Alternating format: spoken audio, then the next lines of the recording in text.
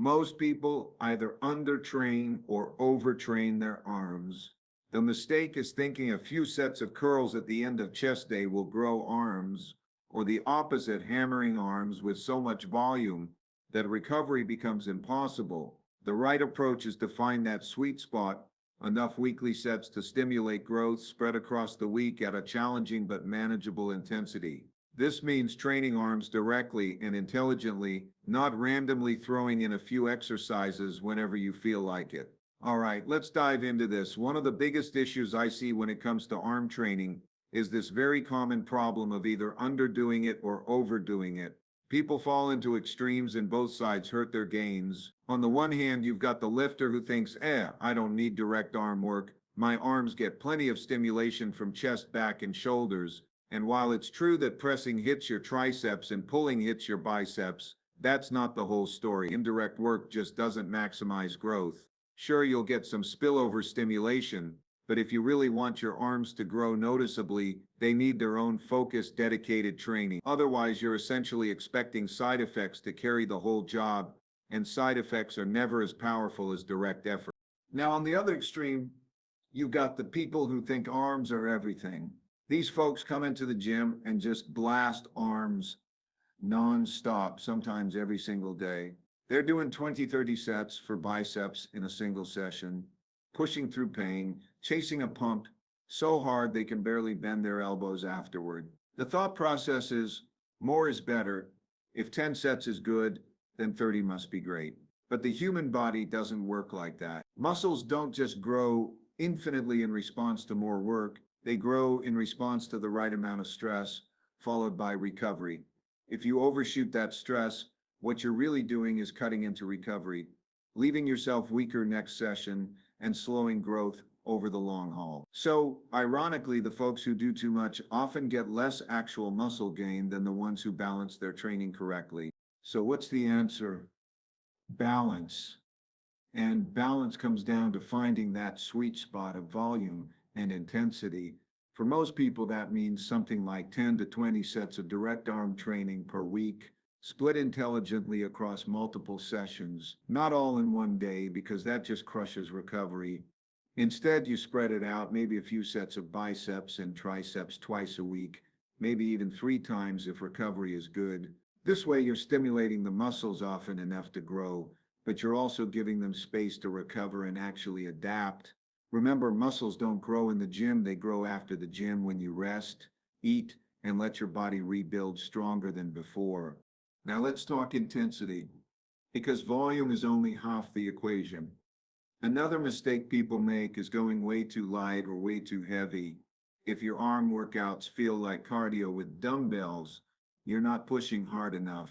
On the flip side, if you're heaving around weights so heavy your lower back and shoulders are doing most of the work, you've gone too far. Intensity should mean lifting weights that are challenging for the muscle, that bring you close to failure, but not weights so heavy you lose technique or turn the movement into a circus act.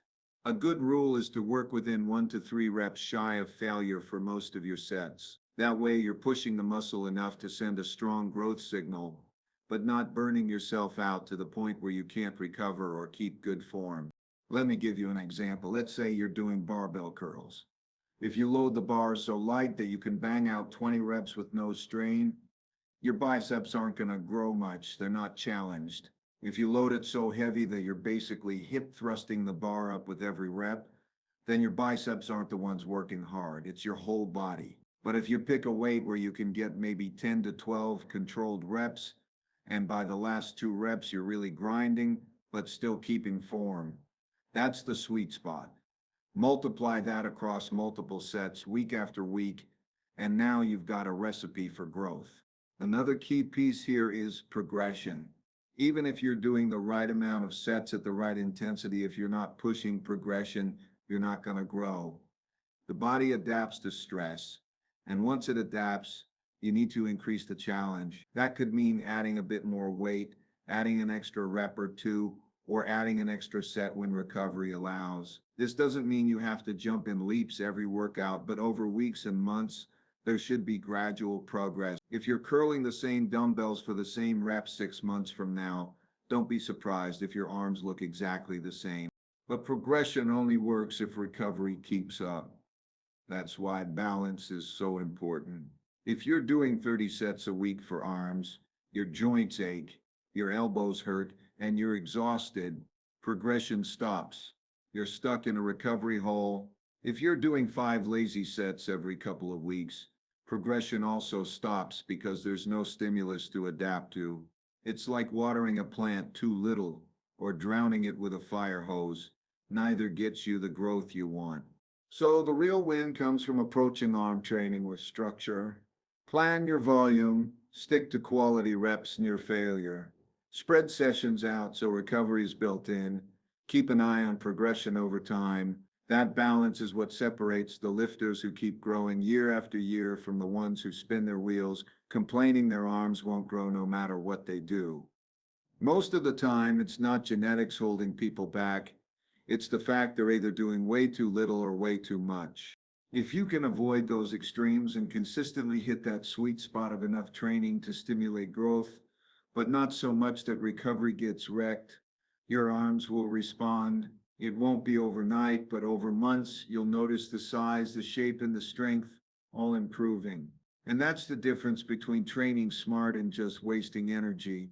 All right, let's break this one down because this mistake is everywhere in the gym and it's costing people real results. When we talk about arm training, or really any muscle training, the thing that matters most is how much tension you can put on the muscle fibers you're trying to grow. The problem is, too many lifters let their ego run the show. They load up way too much weight, swing it around, cut the range of motion in half, and then walk away thinking they crushed it. But here's the harsh truth. If you're not putting targeted high quality tension on the biceps or triceps, you're not stimulating growth. You might look cool for a second tossing around heavy dumbbells, but your arms will stay the same size year after year. The goal of arm training is not to impress the people in the gym, it's to actually grow arms. And the muscle doesn't care how much weight is on the bar. The muscle only knows tension and fatigue. That's it. So when you're cheating the rep, swinging from the hips, or dropping the weight early, what you're really doing is shifting the work away from your biceps or triceps and onto other parts of your body. Sure, your lower back and shoulders might get some involvement, but that's not why you're curling a barbell or pressing a cable. You're there for the arms. So if the arms aren't carrying the load, the whole workout becomes wasted effort. Now let's talk about range of motion because this is another area where people cut corners. Full range of motion isn't just some bodybuilding cliche, it's actually where the muscle experiences the most stimulus. Think about a biceps curl. When you lower the weight all the way down and fully extend the arm, that bottom stretch is incredibly valuable. That's when the muscle is under its greatest tension while lengthened, and that's one of the most powerful signals for growth. But a lot of lifters stop halfway down because the weight feels heavy or they want to crank out reps faster.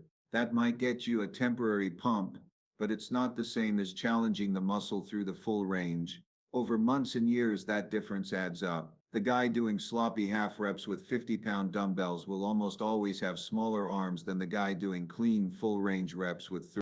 Another issue tied to ego lifting is tempo. Rushing through reps just to move the weight is a common mistake. When you lower the bar in a curl in half a second, you're skipping over a huge growth opportunity. Muscles don't just grow from lifting weights up, they grow just as much, if not more, from controlling the lowering phase. That eccentric portion when the muscle lengthens under load is critical for building size. If you just drop the weight without control, you rob yourself of half the benefit of the set. Slowing down, feeling the muscle stretch and contract, keeping it under tension the whole way, those are the details that build arms over time. Now, to be clear, this doesn't mean you have to baby the weights forever. Progression still matters. You should be aiming to get stronger, to lift more over time.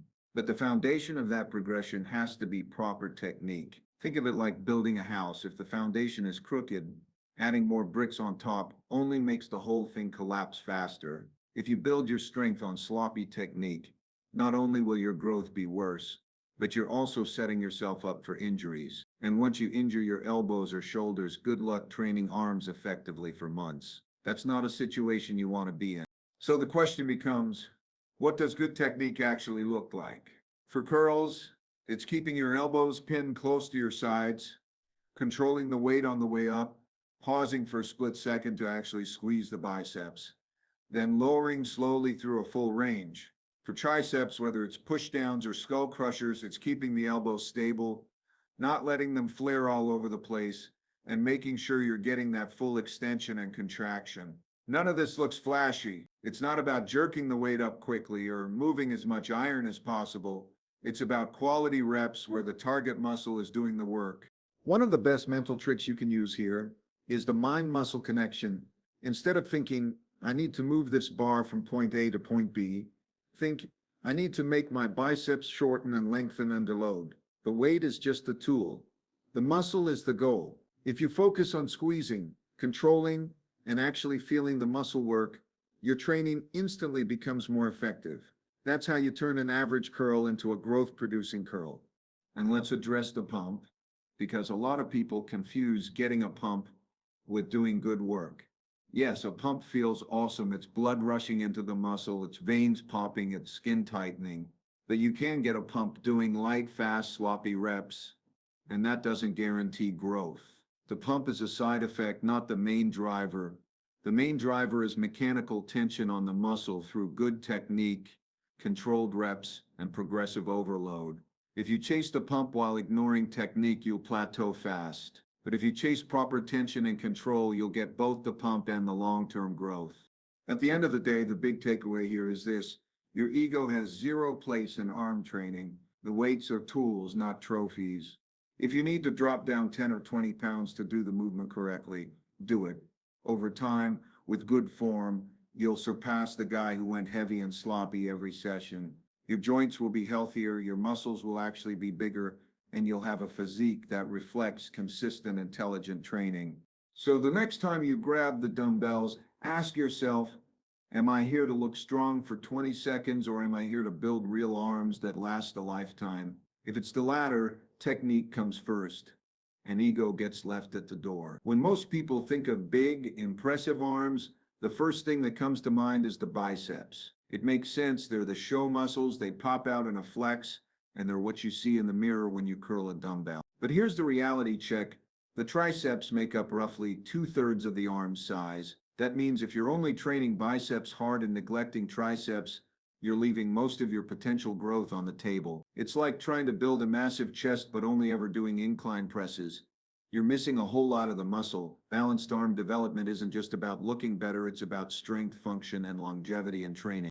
Let's start with biceps, because they do matter. They're responsible for elbow flexion, basically bending your arm, and they also help with supination, which is that twisting motion of your forearm when you turn your palm upward. Training biceps with curls in different variations, barbell curls, dumbbell curls, incline curls, hammer curls, all of those target slightly different aspects of the muscle.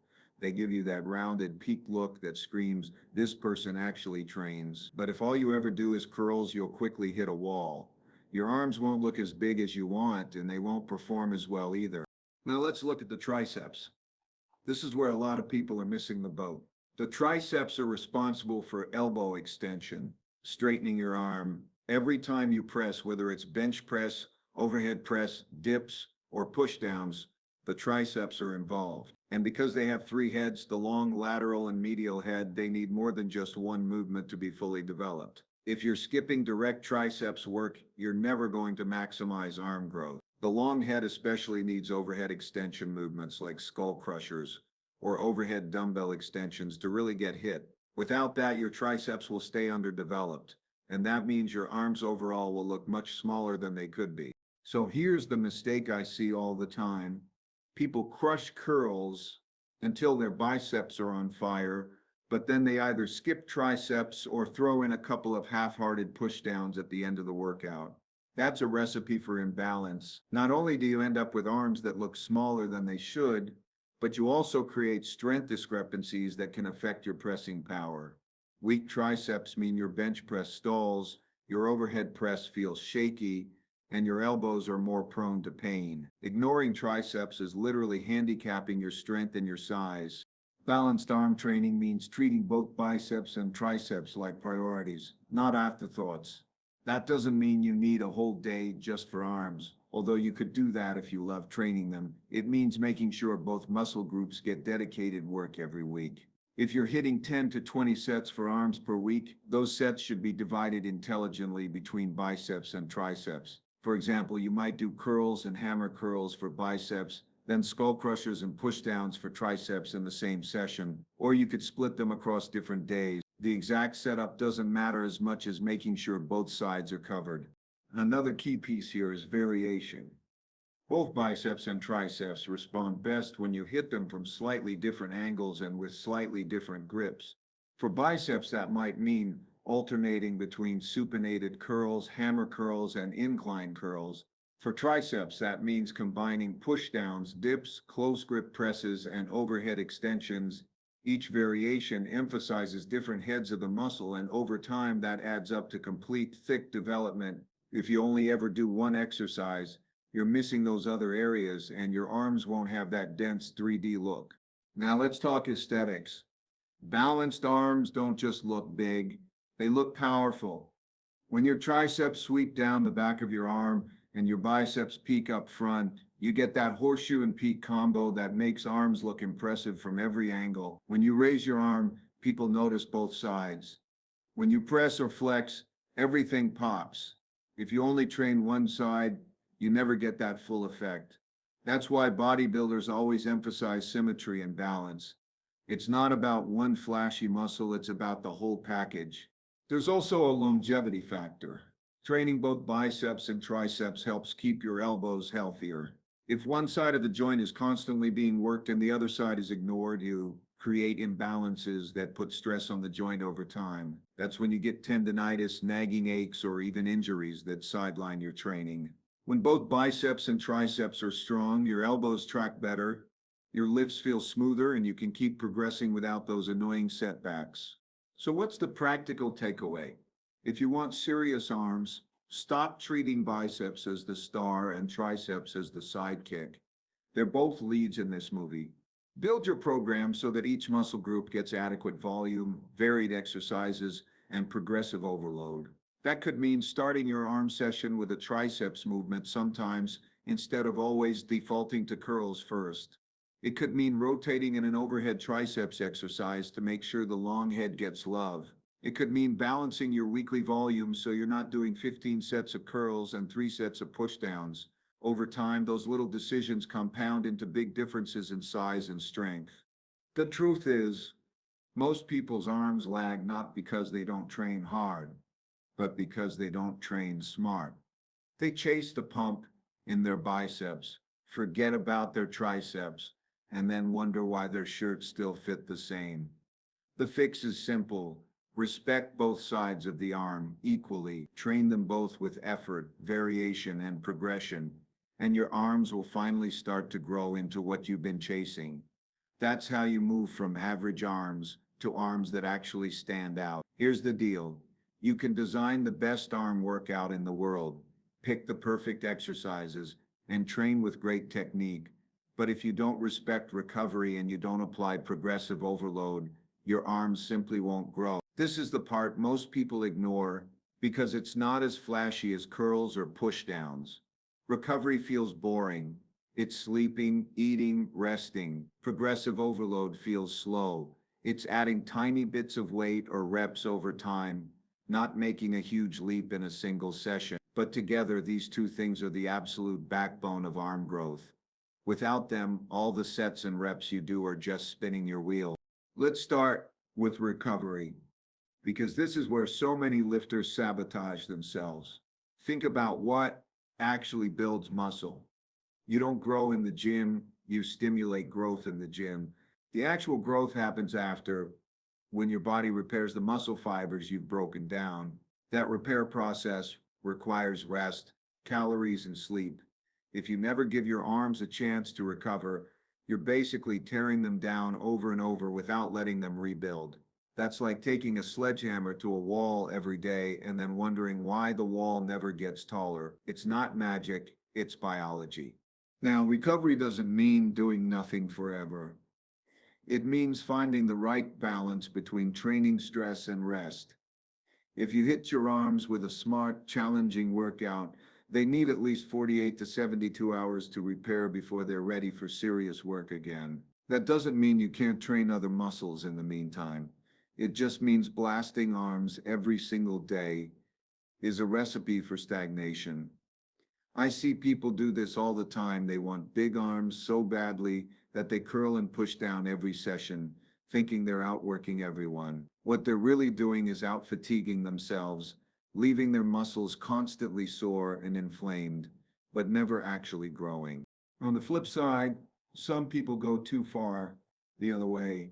They train arms once every 2 weeks, throw in a few sets of curls, and then wonder why they see no progress. That's not enough stimulus to kickstart growth. Muscles need consistent, repeated stress to adapt. Recovery works only if there's something to recover from. So the sweet spot is this: train arms 2 to 3 times per week with enough volume to stimulate growth, then give them enough rest between sessions to actually adapt. That rhythm of stress and recovery is what drives long-term progress. But recovery isn't just about rest days, it's also about nutrition and sleep. If you're undereating protein or calories, your body doesn't have the raw materials to build new muscle. If you're sleeping 5 hours a night, your hormonal environment is wrecked, your recovery is incomplete, and your performance drops. So don't kid yourself. You can't out-train bad recovery. If you want arms that grow, you've got to fuel them properly and let them rest. Now let's move on to progressive overload, because recovery without progression is just maintenance. The human body adapts to whatever stress you put on it. If you lift the same weights for the same reps every week, your body will adapt to that and then stop changing. It has no reason to grow further. That's why progressive overload, gradually increasing the challenge, is the key driver of long-term growth. And here's the kicker: progressive overload doesn't mean maxing out or making giant jumps. It means small, steady progress over time. Think about curling 25-pound dumbbells for 10 reps. If you can do that with clean form, great. But if you're still doing 25s for 10 reps 6 months later, your arms will look the same. Now imagine you slowly work your way up to 35s for 12 reps over those 6 months with the same good form. That's overload, that's growth. It's not about ego lifting once or twice. It's about stringing together months and years of gradual progression. And here's where recovery ties back in. You can't progressively overload if you're not recovering. If you're sore all the time, exhausted, or underfed, your performance will stall.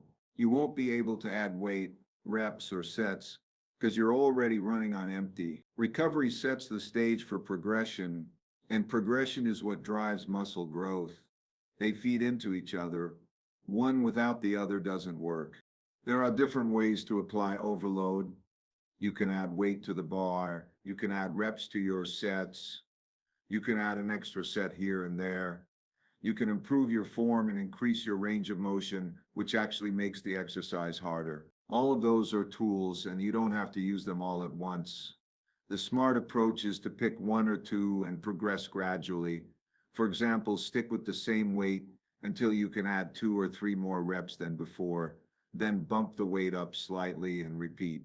Over time, those small steps compound into serious progress.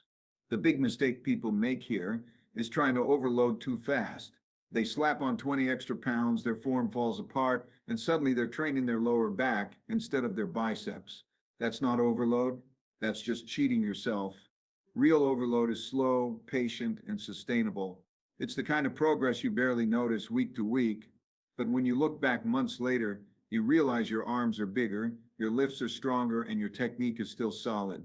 So the formula for arm growth isn't complicated. Stress the muscles with good training, let them recover with food, sleep, and rest. Come back a little stronger next time. Repeat that cycle over and over. That's how you build arms that actually grow, not from marathon arm days, not from ego lifting, not from magical supplements, but from the consistent balance of recovery and progression.